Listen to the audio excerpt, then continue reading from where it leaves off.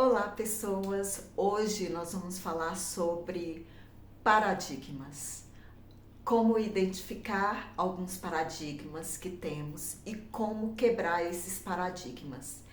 E para falar sobre paradigmas, esse primeiro vídeo, eu vou usar o livro Autobiografia do Gandhi. Então vai ser muito interessante. Vem comigo!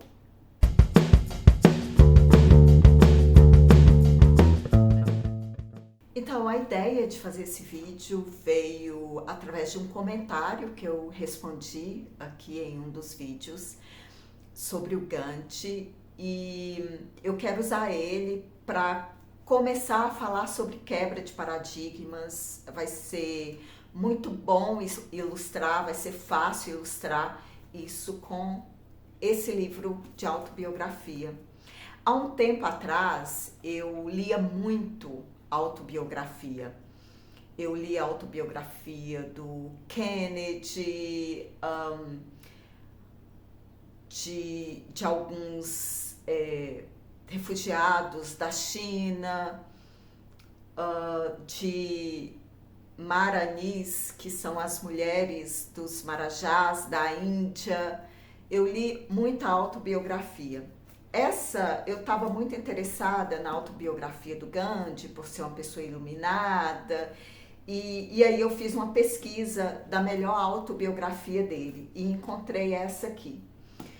Então, essa foi a escolha, né? Eu lia muita autobiografia, hoje eu leio muito livro de autodesenvolvimento, de mentoria, enfim. O Gandhi, ele nasceu em uma família muito rica na Índia, no sistema de castas, né? Ele era uma pessoa muito rica.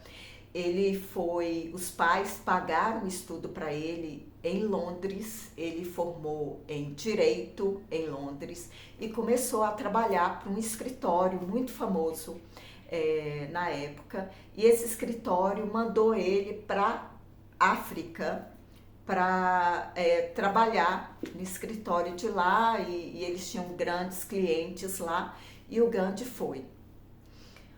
Até aí o Gandhi era um playboyzinho normal, tá? E aí o escritório mandou ele para a África, passagem de primeira classe, né? Chiquérrimo, com todo conforto. Quando ele chegou na África, com a passagem de primeira classe no trem, eles não deixaram ele embarcar no vagão de primeira classe. E ele teve que ir, eu acho que era na quarta ou quinta classe, que era bancos de madeira, por causa da cor dele, né? O indiano não é preto como os africanos, mas eles têm uma cor, uma tonalidade escura na pele, né? Então, ele não poderia viajar na primeira, segunda classe, porque era para brancos. E aqui que começa a nossa história, né? Aqui que o Gandhi começa a ser o Gandhi que poucos conhecem. Por que eu digo poucos conhecem? Porque as pessoas acham que esse é o primeiro paradigma, entendam. As pessoas acham que o Gandhi, lá na Marcha do Sal, né, na Revolução Sem Violência, né, no movimento de sem violência, de não violência, que ele era um cara elevado espiritualmente, que ele falava, que ele era um cara só amor. Na realidade ele era, mas não da forma que a gente acha que é o amor, né? Passivo. E o Gandhi era um cara extremamente estratégico. E aqui eu vou entrar em termos budistas, né? Na filosofia budista. No budismo, a gente tem os 10 estados de vida, e os 10 primeiros estados são inferno, fome e animalidade. São estados que a gente não tem consciência, são estados que a gente age por instinto. O inferno, que é o primeiro estado, um exemplo prático dele é a depressão. É um estado que a gente está numa escuridão profunda, que a gente não consegue pensar, que a gente está no limbo mesmo. Eu recomendo, vou deixar o link aqui, eu sempre deixo o link dos 10 estados de vida nos vídeos, eu vou deixar aqui. Tem o estado, os 10 estados de vida, o lado positivo e o lado negativo de todos. O inferno, por exemplo, em estado, a face positiva dele é que só uma pessoa que venceu a depressão consegue conversar e dar incentivo para uma pessoa que está nesse estado. Por exemplo, uma mãe que perdeu um filho assassinado, por exemplo, só ela entende a dor de outra mãe que teve um filho morto da mesma forma. Então é mais fácil dessa mãe confortar a mãe que está passando por essa dor do que eu, que nunca tive um filho assassinado. Eu tenho compaixão, eu sinto a dor dela, mas é diferente. Ela vai se identificar melhor com a mãe que passou por essa dor. Então, tem esses estados de vida. Quando Gandhi foi tirado da primeira classe, impedido de viajar com o ticket que ele tinha, que foi pago da primeira classe, a gente coloca ele no estado de ira. O estado de ira no budismo é o quarto estado, é um estado que a gente começa a ter consciência. A gente fala que o estado de ira é o estado do ego, que você se acha melhor do que as outras pessoas. Eu sou advogado, então eu tenho direito, sabe? Eu sou melhor, eu não sou um preto qualquer, eu sou advogado, sabe? É esse estado. No caso da ira, a gente tem o estado positivo. O estado positivo é a indignação que leva à reforma pessoal e à reforma social. No caso do Gandhi, ele manifestou, você vê que era um espírito elevado, apesar de estar na vida mundana, né? Ele já tinha, talvez pelas práticas espiritualistas dele, né? A Índia é um país muito espiritualista, eles meditam. Talvez, né, ele tenha manifestado a ira, o lado positivo dela, essa indignação que leva à reforma social, à reforma interna, à reforma social. Quero fazer um parênteses aqui, que eu li esse livro há muito tempo. Deixa eu ver se tem a data aqui. Acho que não tem a data aqui que eu li esse livro, mas ele está até amarelado. Então eu não lembro de tudo, eu lembro da parte que me marcou. E é ela que eu vou passar para vocês aqui. Bom, a indignação do Gandhi, eu quero fazer um parênteses aqui para a política da minha cidade. Há uns 3 mandatos anteriores, a gente teve um senhor, Humberto Souto. Ele já foi deputado federal várias vezes pelo Brasil, acho que 8 vezes, e ele se candidatou a prefeito da nossa cidade. E ele é um senhor dos tempos antigos, quando sua palavra é sagrada, sabe? Com muitos princípios. E ele era indignado pela política de hoje, pelas coisas que a gente vê na sociedade. Então, ele falava de uma forma, gente, isso não é possível, por que não sei o quê? Então, as pessoas interpretavam ele como um coronel raivoso, ignorante. E ele falava, as pessoas falam que eu sou mal educado, mas isso é indignação. Indignação com a política, com a corrupção. E assim, muita gente não votou nele por ele ser um cara mal educado, um cara ignorante, tá? Então, eles viram essa indignação dessa forma. E ele não ganhou a política. Quem ganhou a política foi um candidato que tem um passado de roubo a banco. Ele pagou por esse erro dele e teve a chance de se recuperar. Só que, pelo que a justiça mostra, ele não se recuperou. Ele é um cara muito rico e ele é sempre envolvido em questões judiciais, tanto que ele está candidatando agora de novo e a candidatura dele foi impugnada várias vezes, recursos não aceitos, nem sei se ele vai estar na urna no domingo. Mas enfim, esse cara ele ganhou e apesar de todo mundo saber que ele não ia terminar o mandato dele, né, as pessoas votaram e eu votei no Humberto Souto. E eu gosto de pessoas diretas, sabe? Que eu não sou uma pessoa, como fala? Eu prefiro que a pessoa fale a verdade para mim e que me doa um pouco do que eu ser enganada. Enfim, Humberto Souto não ganhou, ele ficou no governo, na prefeitura da minha cidade por alguns meses, até que a justiça foi lá e retirou ele da prefeitura e quem assumiu foi o vice dele. Se vocês quiserem, vocês podem ver a história aí. A minha cidade é Montes Claros, Minas Gerais. E aí o vice dele terminou o mandato, um vice lá terrível, né, como prefeito, mas enfim.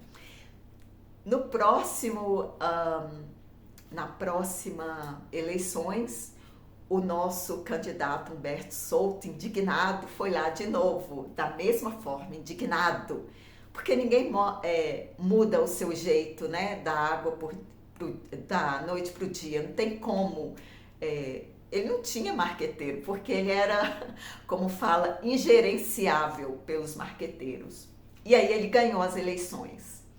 Fez um governo, né, uma administração na nossa cidade fantástica, incrível. Um cara que ama a nossa cidade, ama o nosso povo. E para vocês terem uma ideia do cara, eu chamo ele de Rainha Elizabeth, porque ele tem 90 anos hoje, né? Ele está terminando o segundo mandato dele na prefeitura com 90 anos. Cara tão incrível que nas eleições para o segundo mandato, gente, no primeiro mandato ele foi nas reuniões de bairro, foi nas festas populares, foi em tudo, né? Ele fez a campanha política certinha. Na eleição para o segundo mandato, ele não fez nada. Ele nem saiu de casa. E ele venceu no primeiro turno. Então, por que eu estou contando isso para vocês? Né? Essa história da nossa Rainha Elizabeth aqui do sertão, um senhor indignado com a política, com a roubalheira, com a corrupção e que ama o nosso povo e a nossa cidade. Para quebrar esse paradigma, né, que às vezes a pessoa indignada é uma pessoa raivosa. E esse foi a história do Gandhi, sabe? Ele era um cara indignado. E quando ele chegou na África, né, ele teve que mudar, teve que morar na periferia, porque ninguém alugava casa para ele no centro, né, na cidade, porque a cidade era para os brancos. E ele, naquela indignação, né, de fazer a reforma social, ele resolveu mudar aquilo. E como ele mudou? E essa história é incrível, incrível. Ele montou uma estratégia, e a estratégia dele consistia em alguns pilares. Primeiro, porque na África eles falam vários dialetos das tribos, né? Primeiro, aprenda o inglês e fale o inglês impecável. E o que ele fez? Ele começou a dar aulas de inglês para as pessoas e formar professores, enfim. Primeira coisa, fale a língua local e fale um inglês impecável. Segundo, se você for usar roupa branca, que seja um branco alvo, limpo, porque quando você usa roupa branca é sinal de pureza. E as pessoas falavam que os negros eram sujos, né? Então, primeira coisa, estejam limpos, impecáveis. Outra coisa, preço justo para as mercadorias. Tudo que vocês forem vender, tenha um preço justo. Não dê um preço para um e outro preço para outro. É um preço justo para todos. Para preto, para branco, é um preço justo para todos. E a quarta, sempre fale a verdade. Sempre, mesmo nos negócios. Tipo, se você vai vender um carro e o carro está com defeito não sei aonde, fale que o carro está com defeito não sei aonde. Nunca esconda nada, sempre fale a verdade. Então, com essas diretrizes, né, ele teve um esforço enorme para ele explicar a estratégia, mostrar, treinar o povo que vivia ao redor das cidades, né, na periferia. E aí, com isso, né, com a implementação disso, a fama que os mercados ao redor da cidade eram mercados limpos, que as pessoas falavam inglês, comunicavam bem, que as pessoas falavam a verdade, que as pessoas eram amigáveis. Então, a notícia foi correndo, porque antes a periferia era de preto, pobre, sujo, violento, que não sabia falar inglês, não sabia comunicar. Então, a notícia foi correndo. O que aconteceu?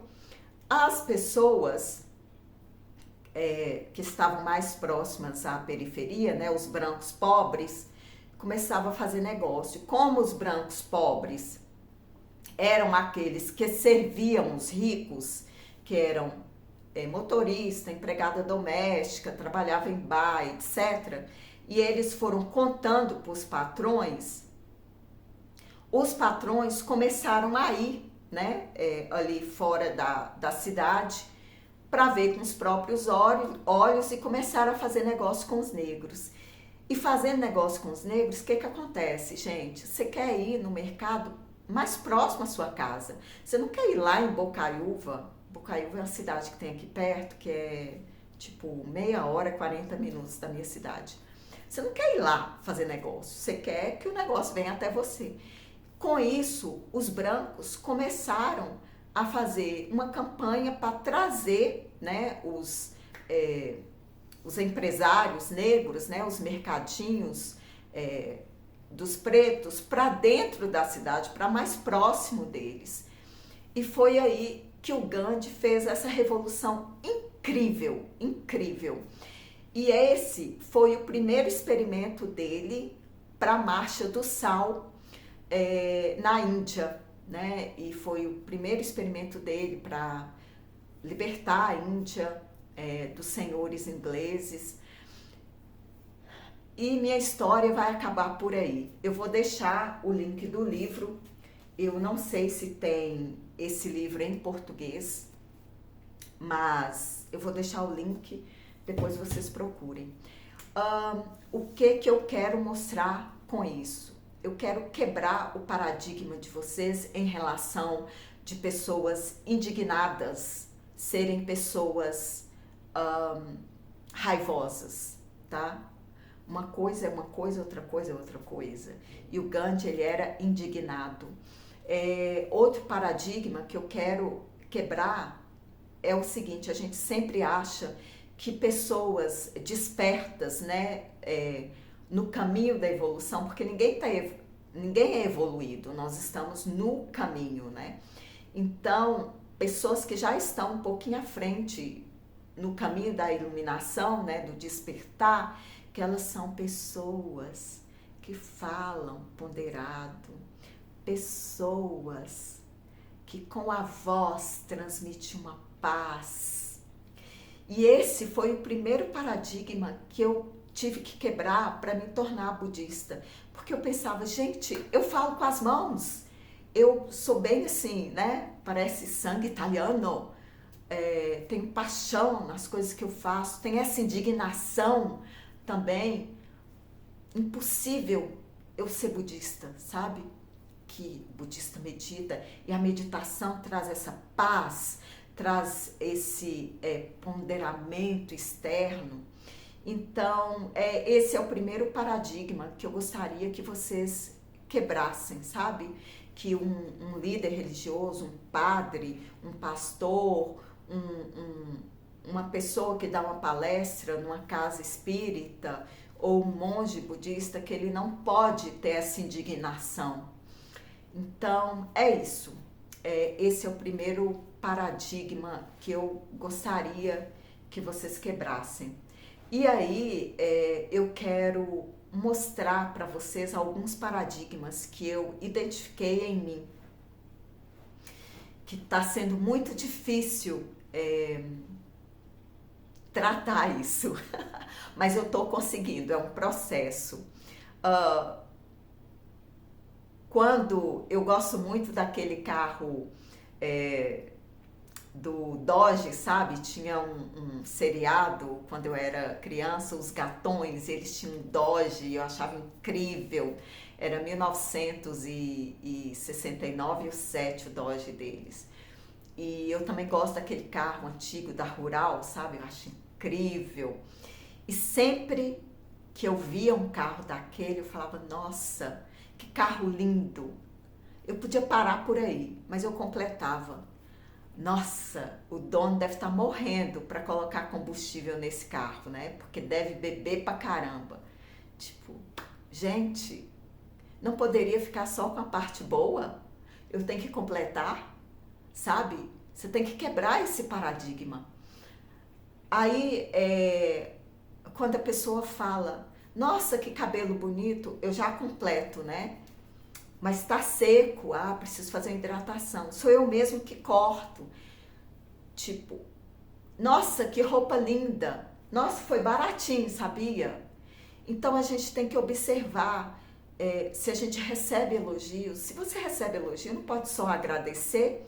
Ou se você tem que completar, não pode completar com uma coisa melhor. Tipo, nossa, que cabelo lindo. Eu hidrato toda semana. Eu tenho prazer em hidratar meu cabelo.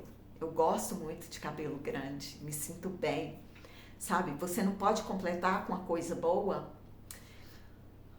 Um carro antigo. Nossa, que carro lindo você tem. Aí o cara fala, o dono do carro, mas bebe bastante, viu? Gasta um dinheirão. Você fala, mas ele é lindo. Você não acha que vale a pena você gastar, investir nele para ter esse prazer de dirigir um carro que você ama?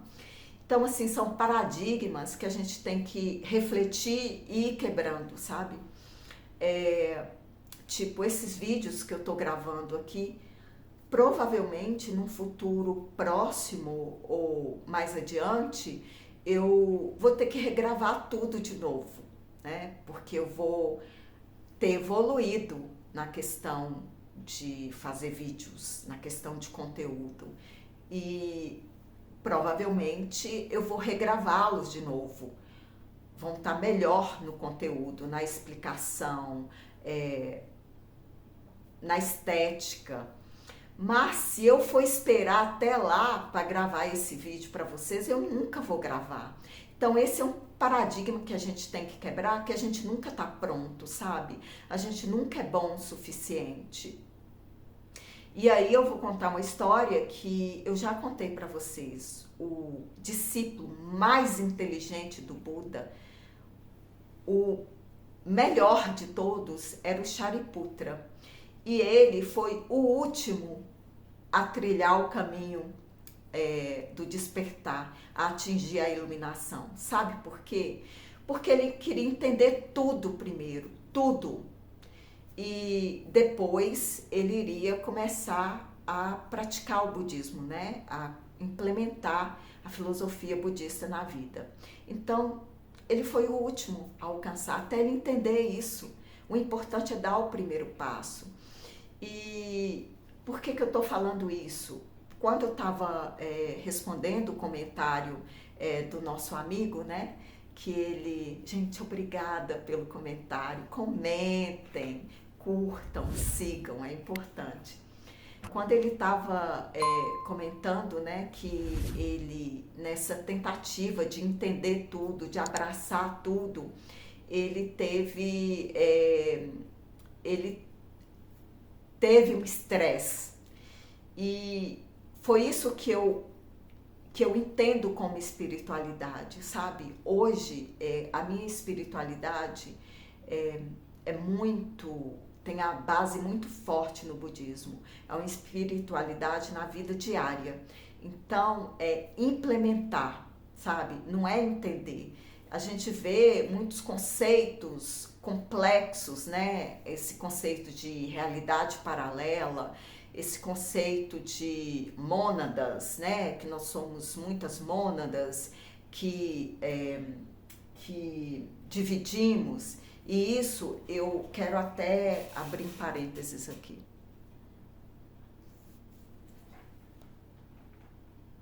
Eu fiz esse parênteses para mostrar isso. Esse é um diário que eu mantenho desde 1990. Estava caindo uns pedaços, eu encapei ele tem pouco tempo. Então, em 98, eu tive esse insight das mônadas, de Deus, do grande espírito, que mandou 12 mônadas que foram se dividindo. Só que assim, gente, é um assunto complexo que, tipo, não vai mudar em nada o meu caminho espiritual, sabe? O despertar é simples. Você tem que fazer meditação para você conseguir um momento de silêncio, né? Para ouvir, né? Sua centelha divina, seu eu superior. Lembra no vídeo anterior da conversa que a mulher tinha o planejamento na primeira coluna, na outra coluna tinha ações, coisas, acontecimentos que iam ajudar ela a completar o planejamento, a cumprir o planejamento. Só que para ela ver essas ações, né, essas ajudas espirituais, ela precisava estar centrada, né, silenciar a mente, meditar, para ela perceber, né, a intuição e ela conseguir acessar essas ajudas, né? Então, eu entendi que a espiritualidade é simples. Hoje eu vivo a espiritualidade como o budismo ensina, né? Você não ficar em cima do muro quando você pode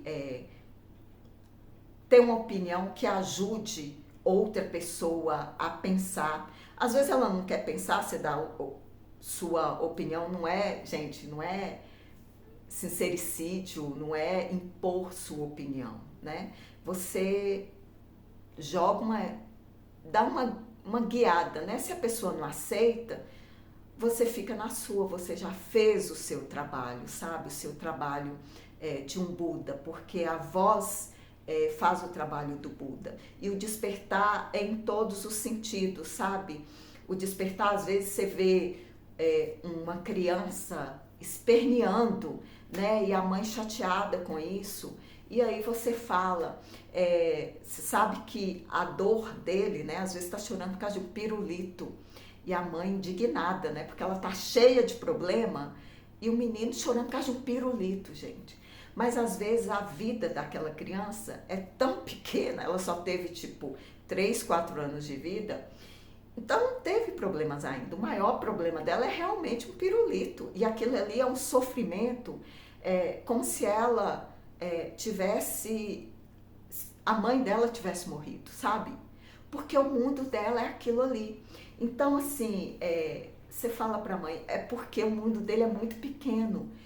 Para você o pirulito não é nada, mas para ele é um sofrimento enorme. Então, a gente tem que tentar entender e ter outras formas de lidar com isso. E às vezes você fala isso, a mãe fala, é besteira, merece umas palmadas. Então, tipo, você não pode fazer muita coisa, mas o seu trabalho, você precisa fazer. Então o budismo fala muito isso, né? Que a gente precisa ter a nossa opinião, o nosso ponto de vista. É lógico que isso a gente consegue muito através da meditação, dos insights, da observação, da contemplação da vida, porque as histórias se repetem, assim como as nossas histórias se repetem na nossa vida até a gente entender. As nossas histórias, a dinâmica também se repete em outras pessoas. Às vezes, quando a gente conversa com a outra pessoa, a gente entende o que aconteceu na nossa vida. Então, hoje, esse amigo nosso falou que teve um estresse, né, de tanta informação. É melhor a gente implementar o caminho, trilhar o caminho, do que ficar igual o Shariputra, tentando entender o que são mônadas, tentando entender o que são universos paralelos, como os extraterrestres se comunicam com a gente. Então as coisas são muito simples, e o principal mesmo, né, o budismo é uma religião humanista, é uma filosofia humanista. Ele religa a gente mesmo, ao nosso eu superior, a nossa centelha divina. Então o principal mesmo é a gente se reconectar, né, com a gente mesmo. Então é isso, gente. Vamos quebrar os paradigmas. E vou falar uma outra coisa, um último paradigma que eu já superei e que muita gente não superou ainda, é a questão da riqueza. Não tem como você ter prosperidade se você condena o rico, tá? Se o rico só ficou rico roubando, se você olha, né, tem uma influência aqui na minha cidade, ela é incrível, sabe? Incrível. Ela tem um filho autista, e a forma que ela desenvolveu o filho dela, e ela fala umas coisas um pouco polêmicas que a pessoa tem que pensar muito, sabe? Por exemplo, ela fala que não faz dever de casa com os filhos dela, porque a relação dela com os filhos é sagrada, e isso é primordial para ela, sabe? E você ensinar dever pro filho, você sabe que é uma tarefa que gera muito estresse entre pais e filhos, e ela não quer. Então ela detesta quando tem dever de casa, e ela contrata alguém para ensinar o dever de casa para a filha dela, porque ela não quer se envolver. E ela tem razão. Se você pensar sem paradigmas, refletir sobre isso, não bata o martelo agora, só pensa sobre isso, tá? E ela ficou muito rica, ela começou a fazer rifa, sabe? Ela fez rifa. Antes ela fazia rifa de perfume, da Avon, Boticário, e aí hoje ela faz rifas, tipo, ela fez uma rifa de uma BMW e vários prêmios, assim, fez Jeep, vários, sabe? E ela sofreu uma ação da Polícia Federal, porque rifa, ela é proibida, sabe? Tem uma legislação aí que você não pode fazer rifa, você só pode fazer se for tudo para causa social, e isso é o trabalho dela também, né? Então ela ficou milionária com isso. O que acontece? Você vê lá, né, no site da minha cidade, as pessoas falando, bem feito, nananã, essa rifa ninguém ganhava. E ganhava, gente, tipo, a minha vizinha não, uma pessoa do meu bairro ganhou a BMW dela, e era uma pessoa super necessitada, sabe? Super. Com 2 filhos deficientes, um deficiente, um autista. Então, assim, nem fala deficiente mais, né? Como fala? Necessidades especiais. E assim, ganha, sabe? Então, as pessoas têm inveja. Ah, por que você não faz a rifa como ela? Ah, porque eu não tenho tanto de seguidor que ela tem. Entende? Ela ganhou os seguidores dela através de trabalho. Outro exemplo que eu vou dar para vocês, eu tenho uma amiga que ela comprou um sítio e no sítio tem 2 cachoeiras, assim, é surreal, é surreal. E não é só o dinheiro, sabe? Você tem que ter uma luz, você tem que ter uma energia, uma sincronicidade com o universo para aparecer o sítio e você ter o dinheiro para comprar. Não é só, por exemplo, você pode ter aí 20 milhões de dólares e tentar comprar o sítio dela, que ela não vai te vender. Porque o sítio tem um valor para ela imensurável. É onde ela vai envelhecer lá. Então, a gente precisa quebrar esses paradigmas. E eu fui contar para uma amiga minha, né, e mostrei fotos do sítio, encantada com o sítio. Aí a pessoa falou assim para mim: mas, nossa, então ela deve ser de família rica. Não, não são de família rica, o casal. Trabalharam muito, contei o início da vida deles, né? Que foram morar no interior, trabalhando com mineração e tal. Ah, então isso aí é corrupção, é roubo. Cara, uma pessoa não pode trabalhar, economizar, investir o dinheiro, aprender a investir na bolsa de valores, conseguir uma grana, ter a boa sorte, né, de encontrar esse sítio nessas condições, num preço que vocês não vão acreditar. Tipo, vocês entendem? Então, pensem, você está atrás de prosperidade, mas você condena a riqueza em outras pessoas? É um paradigma que você tem que refletir e você tem que quebrar. Então, gente, é isso por hoje, por esse vídeo. Já falei pra caramba. Então, esse vídeo é uma tentativa de... eu preciso fazer os 2 vídeos lá, né? Da meditação e dos 21 dias de São Miguel. Mas são vídeos mais complexos, tá? Mais profundos para fazer. Não é tão simples ligar a câmera e falar. Então, eu tô fazendo esse vídeo, tipo, tô treinando, tá? E não deixar você sem vídeo, né? Porque é importante pro canal crescer, ter joinhas, ter visualizações, enfim. Essas coisas que a gente precisa. E assim que a gente atingir um número 1.000, 1.500 aqui na página, né? Eu vou fazer uma live com vocês e aí eu vou contar a história da medicina da floresta, né? Que eu até deixei nos comentários lá desse amigo nosso.